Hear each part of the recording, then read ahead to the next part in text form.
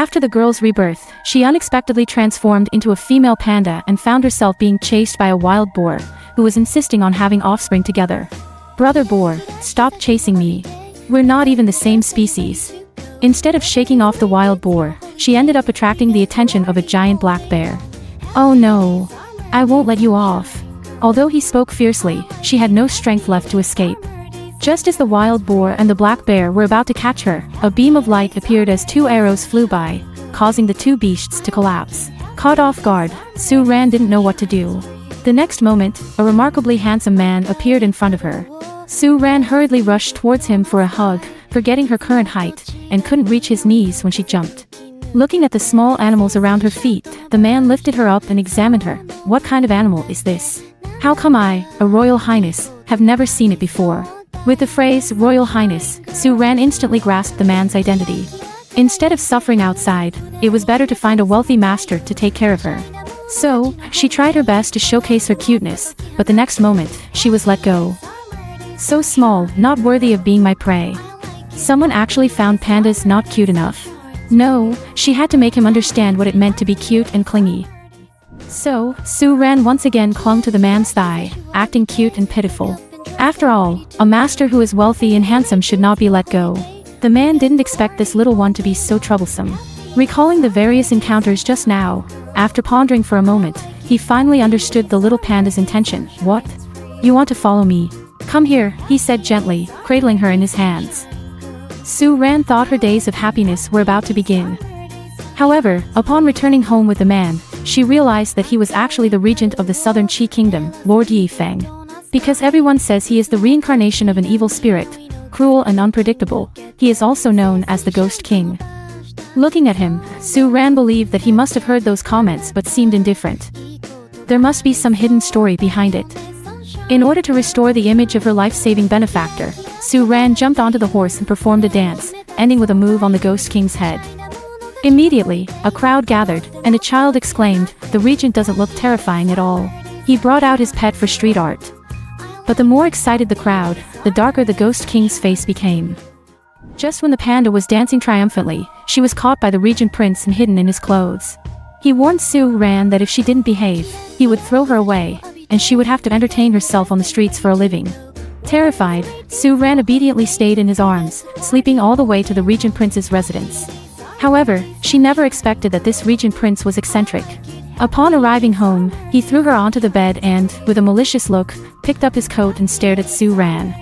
Su-ran looked at the droplets of saliva on the coat, realizing that the regent prince had misunderstood and thought she had wet herself. She felt a bit embarrassed.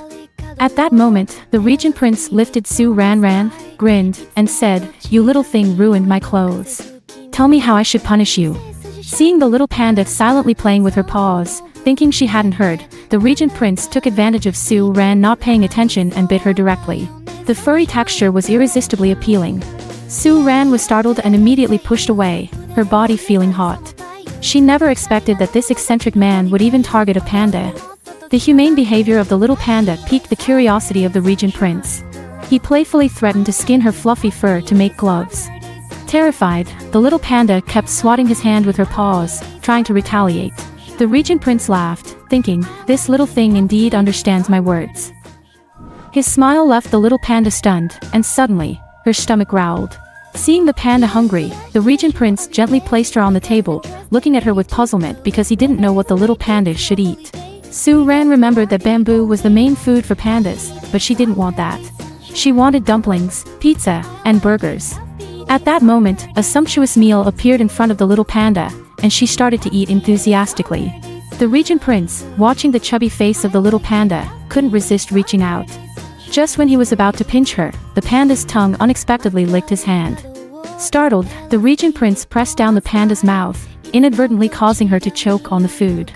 In a hurry, the regent prince patted the panda's back, but in the process, his hands involuntarily grabbed the fluffy ears of the panda. The servants were surprised to see the regent prince in such a state. He quickly withdrew his hands, pretending to cough. Then, he picked up Su-ran, saying he would take her for a bath. After all, she was a girl, and she couldn't bathe with a man. However, her resistance was in vain. The regent prince washed the panda's fur, casually throwing a towel over her head. When the little panda lifted the towel, she widened her eyes at the unexpected sight. There was a deep, visible scar on the regent prince's back. In the late night, the panda discontentedly looks at the prince lying on the bed. Why should she be the one relegated to the floor? Unhappy, she crawls up to get some clothes to pad beneath her. Suddenly, the prince appears behind her. She puts on a pitiful expression, and the prince lifts her up and places her on the bed, warning her not to cause any more disturbances. Lying on the soft bed, Su-ran closes her eyes and recalls the terrifying scar on the prince's back. She is curious about what this man has experienced. Just as she enters deep sleep, two strange figures appear. It turns out to be Lord Hades and his secretary. Lord Hades uses his magic to extract Su-ran's soul. Su-ran, upon seeing the king of hell, is furious. "You jerk. You made me reincarnate as a panda." Lord Hades admits his mistake and offers to help her restore her human form. However, she needs to consume a large pill, and only on the night of the full moon can she temporarily become human. To permanently become human, she must assist the prince in regaining his heartbeat. After saying this, Lord Hades leaves. Su-ran lies on the prince and discovers that he indeed has no heartbeat. Confirming that Lord Hades did not deceive her, she consumes the pill. In an instant, she miraculously transforms back into a human from a panda. Just as Su-ran is in shock, the prince suddenly opens his eyes and looks at her.